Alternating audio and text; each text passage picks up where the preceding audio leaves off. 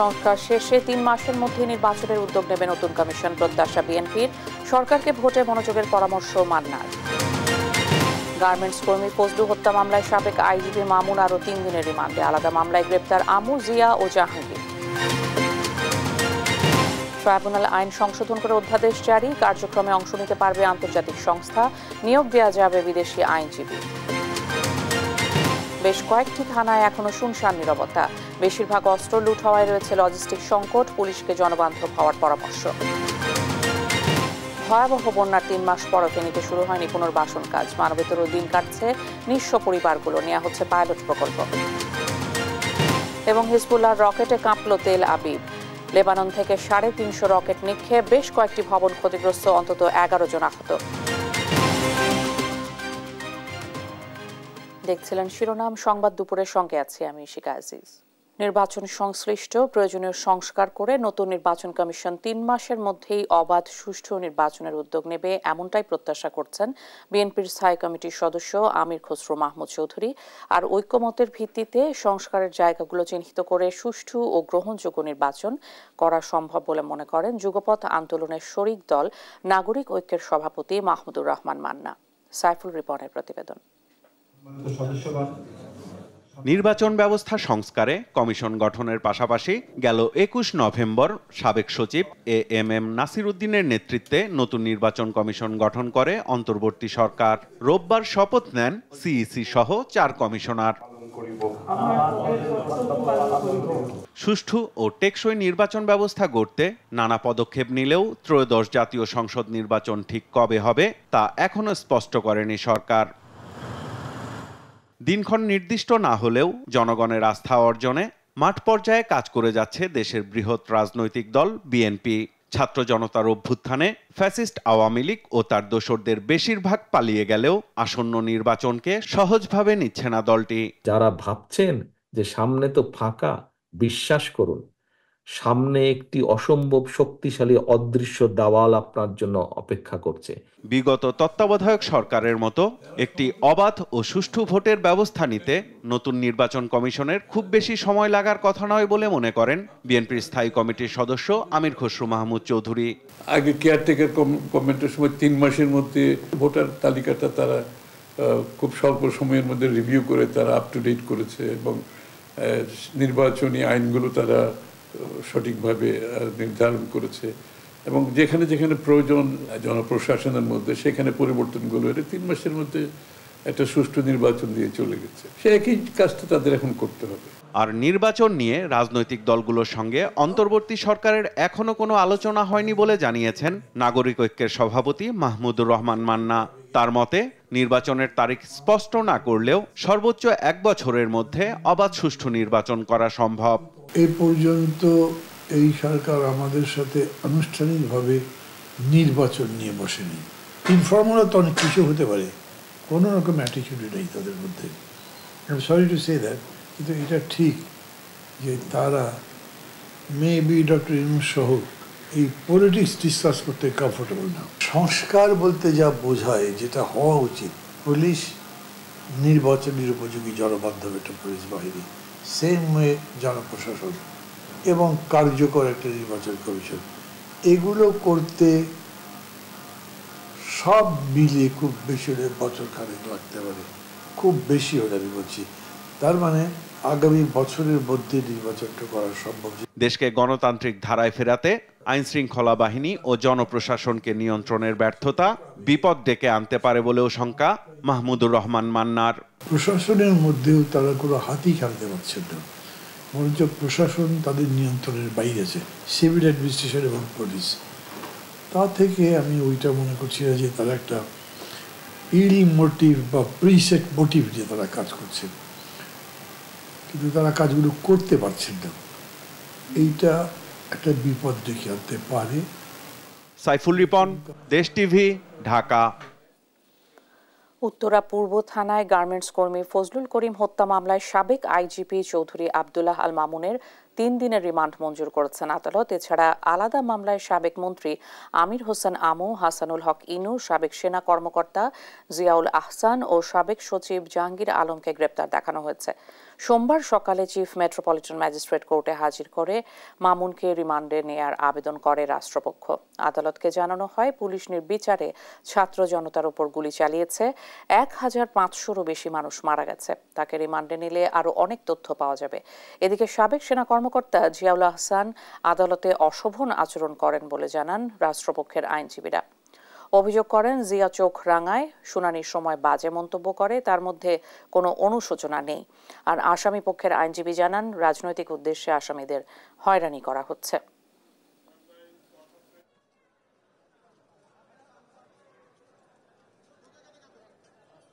IGP Chowdhury Abdullah Al Mamun তাকে উত্তরা পূর্ব থানা একটি হত্যা মামলায় আজকে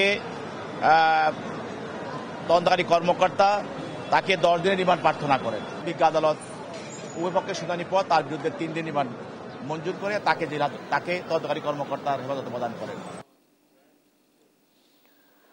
আন্তর্জাতিক অপরাধ ট্রাইব্যুনাল আইন সংশোধন করে নতুন গেজেট প্রকাশ করা হয়েছে। রোববার আইন, বিচার ও সংসদ বিষয়ক মন্ত্রণালয় নতুন এ অধ্যাদেশ জারি করে। সংশোধিত এই আইনটি এখন থেকে আন্তর্জাতিক অপরাধ ট্রাইব্যুনাল সংশোধন অধ্যাদেশ 2024 নামে পরিচিত হবে।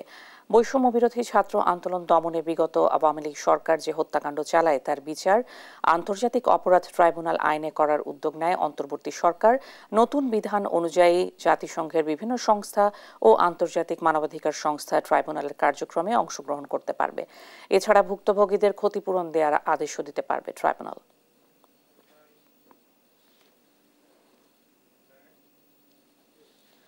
শেখ হাসিনার সরকারের পতনের পর পুড়ে যাওয়া থানাগুলো চকচকে করা হলেও এখনও শুনশান নীরবতা বেশ কয়েকটি থানায়। বেশিরভাগ অস্ত্র লুট হয়ে যাওয়ায় একদিকে যেমন রয়েছে লজিস্টিক সংকট, অন্যদিকে জনবল সংকটও রয়েছে কোনো কোনো থানায়। যদিও ডিএমপির দাবি স্বয়ং সম্পূর্ণ রয়েছে থানাগুলো। বিশ্লেষকদের পরামর্শ, অতীতের ঘটনাকে ধারণ করে পুলিশকে গড়ে তুলতে হবে জনবান্ধব। বিস্তারিত শাহাদাত নিশাদের রিপোর্টে। কদিন আগেই যে যাত্রাবাড়ি থানা ছাত্র জনতার ক্ষোভের মুখে পুড়েছে, সেই থানাকে এখন করা হয়েছে ঝকঝকে চকচকে। কিন্তু এতদিন ধরে এই থানার কার্যক্রম ছিল ডেমরা থানা থেকে। চলুন দেখে আসা যাক বাকি থানাগুলোর কি অবস্থা। এই চিত্র রাজধানীর ডেমরা থানার। শুনশান এমন নীরবতাই বলে দিচ্ছে থানার কার্যক্রম কতটুকু সচল। বেশিরভাগ থানাগুলোরই একই অবস্থা। রাজধানীর যে পল্টন থানা সবসময় থাকে সরগরম, সেটিতেও নেই তেমন সাধারণ মানুষের পদচারণা। গুটি কয়েক কর্মকর্তা দিয়েই চলছে থানার কার্যক্রম। অবশ্য একেবারে নীরব না থাকলেও আস্তে আস্তে বাড়তে শুরু করেছে বেশ কিছু থানার সক্রিয়তা। 5 আগস্টের পর থানা পুড়িয়ে ফেলায় একদিকে যেমন সরঞ্জাম নষ্ট হয়েছে, অন্যদিকে পুলিশের অস্ত্র লুট হয়েছে। এতে অনেকটাই লজিস্টিক সংকটে পড়েছে থানাগুলো। অথচ 5 আগস্টের পর যখন কার্যক্রমহীন ছিল থানাগুলো, সে সময় পুলিশের অনুপস্থিতিতে হামলা লুটপাটের ঘটনায় সাধারণ মানুষ অনুভব করেছে পুলিশের প্রয়োজনীয়তা। মানসিক ট্রমা কাটিয়ে উঠে পুলিশ কর্মস্থলে যোগ দিলেও এখনও কার্যক্রমে প্রয়োজন হচ্ছে সেনাবাহিনীর সহযোগিতা। তবে সেই সংকট কাটিয়ে উঠে আগের রূপে ফিরেছে থানাগুলো, এমন দাবি ডিএমপির। যে যানবাহনের মাধ্যমে যে পেট্রোল কার্যক্রমগুলো পরিচালিত হতো সেগুলো বৃদ্ধি করা হয়েছে, ফুড পেট্রোল বাড়ানো হয়েছে। ডিএমপির তথ্য মতে আগস্টের আগে 7 মাসে রাজধানীর থানাগুলোর মামলার সংখ্যা 135টি। সেখানে আগস্ট থেকে অক্টোবর পর্যন্ত মাত্র 3 মাসে মামলার সংখ্যা 325টি। এদিকে রাজধানীতে যে হারে অপরাধের সংখ্যা বাড়ছে, সে তুলনায় এখনও জনবল সংকটে ভুগছে থানাগুলো। থানা কর্মকর্তাদের দাবি, লজিস্টিক সাপোর্ট আরো বাড়লে থানাগুলোর কার্যক্রম আরো বাড়ানো সম্ভব। আপনার যে লজিস্টিক যে সাপোর্টগুলো যা পাওয়ার কথা আমরা পাইনি, সেটাও দেশের তো আমাদের দেশের কথা চিন্তা করবো যে আমরা আমাদের দেশটা আমরা তো পর্যাপ্ত, আমরা খুব একটা যে অর্থনৈতিকভাবে অনেক স্বাবলম্বী তা না। জনগণের সহযোগিতা পেলে পুলিশ অপরাধ দমনে সক্রিয়ভাবে কাজ করতে পারবে বলেও জানান থানার কর্মকর্তারা। কিছু অনেক সময় তারা ভুল ধারণা নিয়ে অনেক সময় আমাদের সাথে একটু তর্কাতর্কি করে, ওইটা আমরা আমলে নিচ্ছি না। আমরা দেখতেছি যে অধিকাংশ নাগরিকগণই আমাদের সহযোগিতা করতেছে। ডিএমপির দাবি, সড়কের শৃঙ্খলা ফেরাতে এখন নিয়মিত মামলা ও জরিমানা করছে ট্রাফিক বিভাগ। একই সাথে অপরাধ দমনে নিয়মিত অভিযান ও টহল কার্যক্রমও চলছে। শতভাগ না হলেও পুলিশ তাদের কার্যক্রমে ফিরেছে। দেশের পরিস্থিতি পরিপূর্ণ স্বাভাবিক করতে পুলিশকে জনগণের আস্থার জায়গায় নিয়ে যাওয়ার প্রয়োজন বলে মনে করছেন নিরাপত্তা বিশ্লেষকরা। পুলিশের কাছে যাওয়া মানে একটা বিপদে পড়া, টাকা দিতে হবে, ঘুষ দিতে হবে, বিচার পাবে না।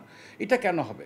মানুষ বিপদে আসলে পুলিশ দেখলে তারা আশ্বস্ত হবে, বিপদে পড়লে তারা পুলিশের কাছে গেলে তারা তারা বুঝবে যে হ্যাঁ এখন আমি নিরাপদ আছি, এখন আমি সুবিচার পাবো। একই সাথে আগের ভুলগুলোর দিকে তাকিয়ে পুলিশ বাহিনীকে বিশেষ গোষ্ঠীর বাহিনী না বানানোর আহ্বানও অপরাধ বিশ্লেষকদের। শারদ নিশাদ, দেশ টিভি, ঢাকা। ফেনীতে স্মরণকালের ভয়াবহ বন্যার প্রায় ৩ মাস পার হলেও এখনও শুরু হয়নি পুনর্বাসন কাজ। ঘরবাড়ি হারিয়ে নিঃস্ব পরিবারগুলো এখনও অন্যের আশ্রয়ে কাটাচ্ছেন মানবেতর জীবন। ক্ষতিগ্রস্তদের দাবি সরকারিভাবে তালিকায় নাম ওঠানো ছাড়া আর কিছুই হয়নি। জেলা প্রশাসক বলছেন সরকারিভাবে পুনর্বাসনে পাইলট প্রকল্প হাতে নেওয়া হয়েছে। তোফায়েল আহমদ নিলয়ের প্রতিবেদন, জানাচ্ছেন নাসরিন আক্তার। আমরা উপজেলায় দরখাস্ত দিয়েছি, এখনো কেউ খোঁজ খবর নিতে আসি না। আমরা ছেলেমেয়েদেরকে অনেক কষ্টে আছি, অনেক আরেকজনের বাসায় আছি, তারা আমাদের খাওয়াচ্ছে, সবকিছু করছে।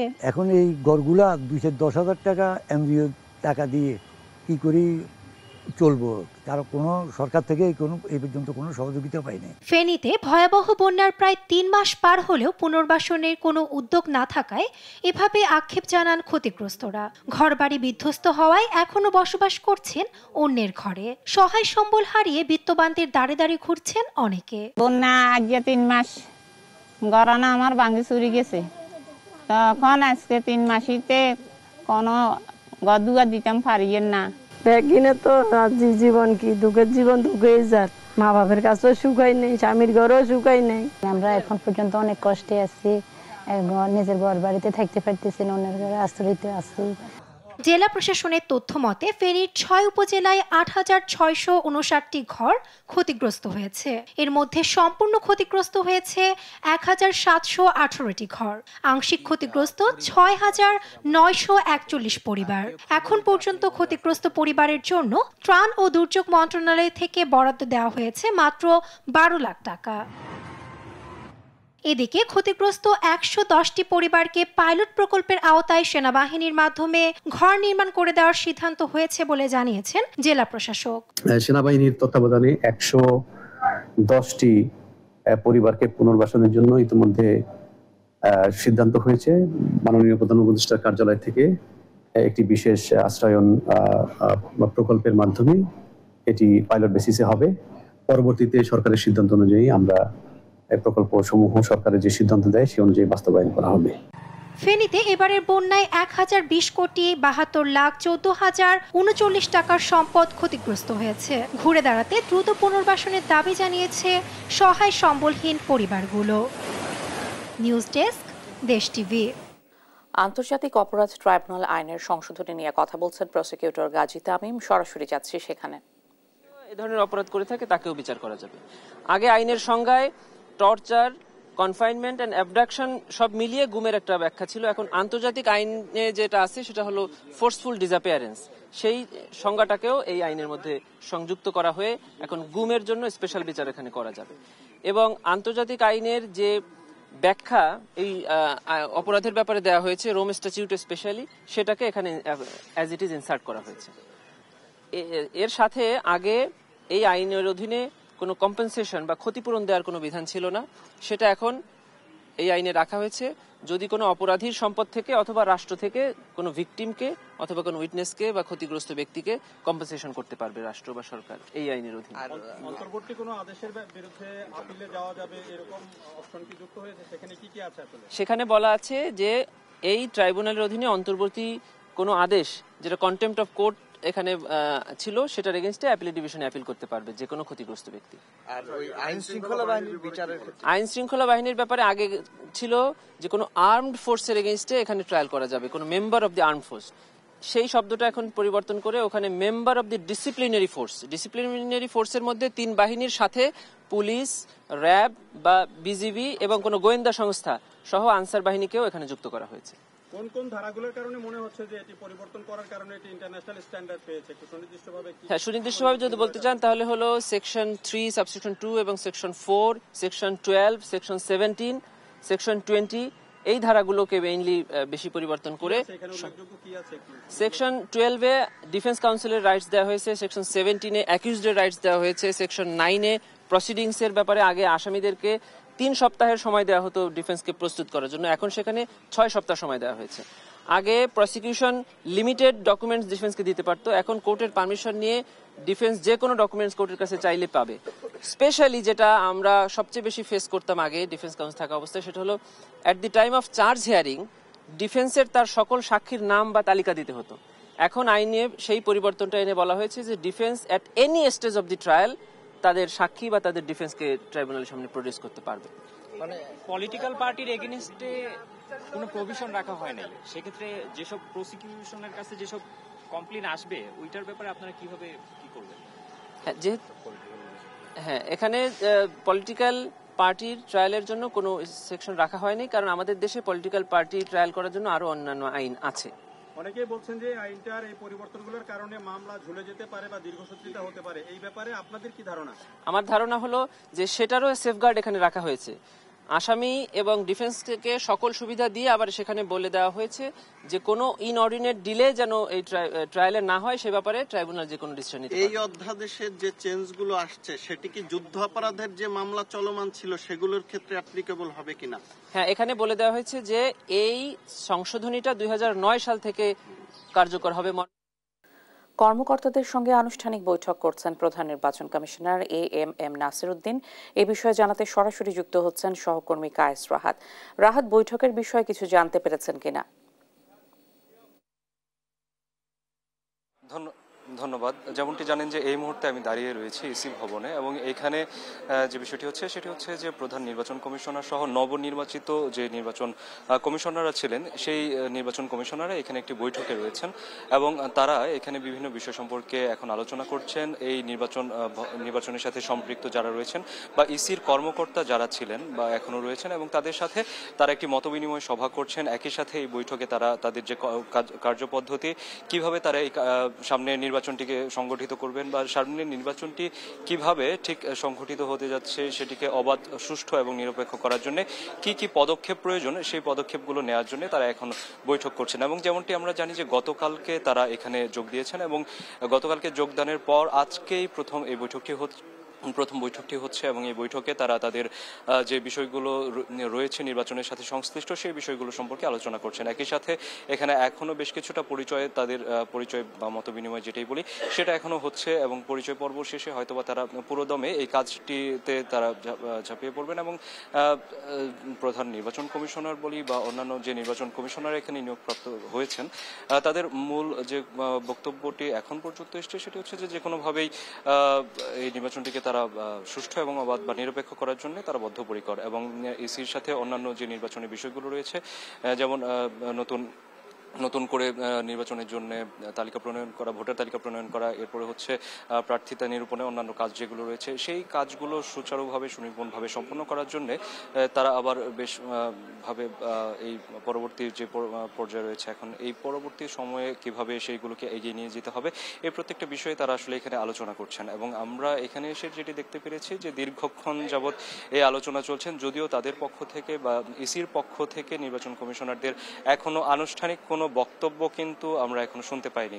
সেই বক্তব্যটি এলে আমরা জানতে পারবো যে আসলে তারা এখানে আজকে কোন কোন বিষয়ে সঠিকভাবে আলোচনা করেছেন এবং আলোচনার পর তাদের সিদ্ধান্ত কি এসেছে সেটি আমরা যখন এখানে তারা ব্রিফ করবেন বা এখানে বর্ণনা করবেন তাদের এই আলোচনা বিষয়বস্তু, এবং একই সাথে তারা আজকে যদি কোনো ধরনের কোনো সিদ্ধান্ত নিয়ে থাকেন সেই সিদ্ধান্তগুলো কি এবং এই সিদ্ধান্তগুলোর পরিপ্রেক্ষিতে সামনে নির্বাচনটি কেমন হতে যাচ্ছে সেই বিষয়টি তারা যখন এখানে এসে ব্রিফ করবেন তখন আমরা জানতে পারবো।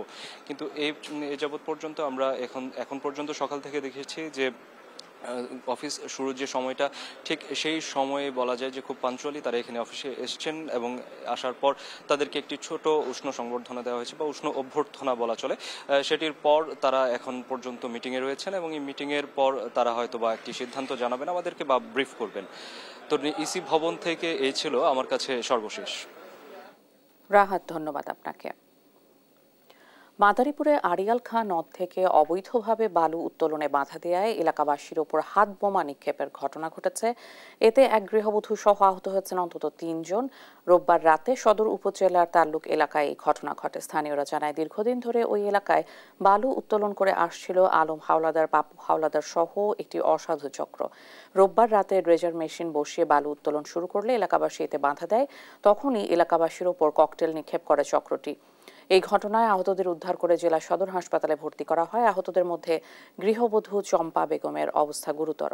খবর পেয়ে ঘটনাস্থল পরিদর্শন করেছে এবং এ ব্যাপারে আইনগত ব্যবস্থা নেওয়ার আশ্বাস দেন।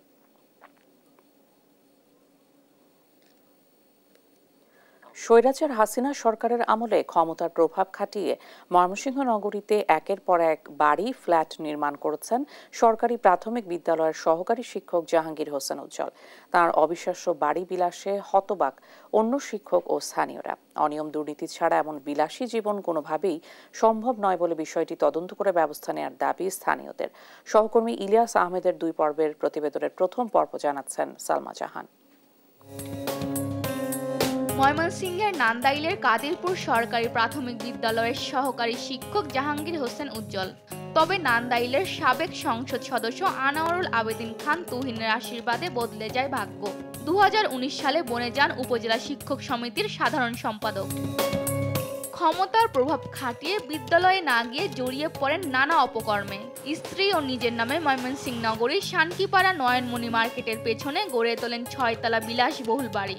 এর পাশেই যৌথভাবে গড়ে তোলেন 6তলা 2টি ও 9তলা 1টি বাড়ি। শহরে ও গ্রামে কিনেছেন জমি। এসবের জেরে স্থানীয়দের সঙ্গে জড়িয়েছেন বিবাদেও। এই মাজারের এই জায়গাটি প্রথম উজ্জ্বলরা কিনা নেয়, কিনা তারা 9তলা করে। এর পরবর্তীতে এই পিছনের যে খাদেমখানা এটা পরবর্তীতে তারা কিনা নেয়, এটাতে করে 6তলা। আমি লীগের সরকারের আমলে এত টাকা কিভাবে পায়? একজন শিক্ষকের দ্বারা তো এত কিছু করা সম্ভব না। মধ্যবিত্ত থেকেও আরও নিচু থেকে আর্ন করেছেন উনি। এখান থেকে কেউ এই রাতারাতি 4-5টা বাড়ির মালিক হইতে পারে কিনা আমার সন্দেহ আছে। সে একজন প্রাইমারি টিচার হয়ে এত টাকা উৎস কোথায়, সোর্স কোথায়, এটা আমরা জানতে চাই। এসব নিয়ে তার অবস্থান জানতে চাইলে ক্যামেরায় বক্তব্য দিতে রাজি হননি অভিযুক্ত শিক্ষক উজ্জ্বল। পরে গোপন ক্যামেরায় ধারণ করা হয় তার কথা। আমার পার্সোনাল কর্ম, ওর পার্সোনাল কর্ম, আর বাপের 30 টাকা জমি দিচ্ছি, আব্বা 7 লাখ টাকা স্পষ্ট মনে আছে। আর আমার আব্বা নিজে নিজে কোনো আমার আব্বা কিন্তু অনেক শিক্ষক ছিল, ঠিক আছে, সুপার মাস্টার প্রধান শিক্ষক ছিলেন, ওনাকে সবাই ছিল, ওনার একটা অন্যরকম। এদিকে রাজনৈতিক পট পরিবর্তনের পর তোপের মুখে স্কুলে অনিয়মিত হয় জাহাঙ্গীর হোসেন উজ্জ্বলকে করা হয় শোকজ। সরকারি কর্মকর্তাদের রাজনৈতিক প্রভাব খাটানোর সুযোগ নেই বলে স্পষ্ট জানান জেলা প্রাথমিক শিক্ষা অফিসার। কোনো শিক্ষক না, কোনো সরকারি কর্মকর্তা কর্মচারী কোনো রাজনৈতিক দলের সাথে সম্পর্কিত হওয়ার কোনো সুযোগ নাই। এবং সে যদি সরকার আচরণবিধির লঙ্ঘন হবে যদি সে করে, যদি এটা প্রমাণ থাকে যে হ্যাঁ পলিটিক্যালি সে কোনো দলের সাথে সম্পৃক্ত প্রমাণ থাকে, সেটা রিপোর্ট প্রমাণ সহ দিলে অ্যাকশন হবে। উজ্জ্বলের আয়ের উৎস তদন্ত করে প্রয়োজনীয় ব্যবস্থা নেওয়ার দাবি জানান সংশ্লিষ্টরা। নিউজ ডেস্ক, দেশ টিভি। দেখছেন সংবাদ দুপুর।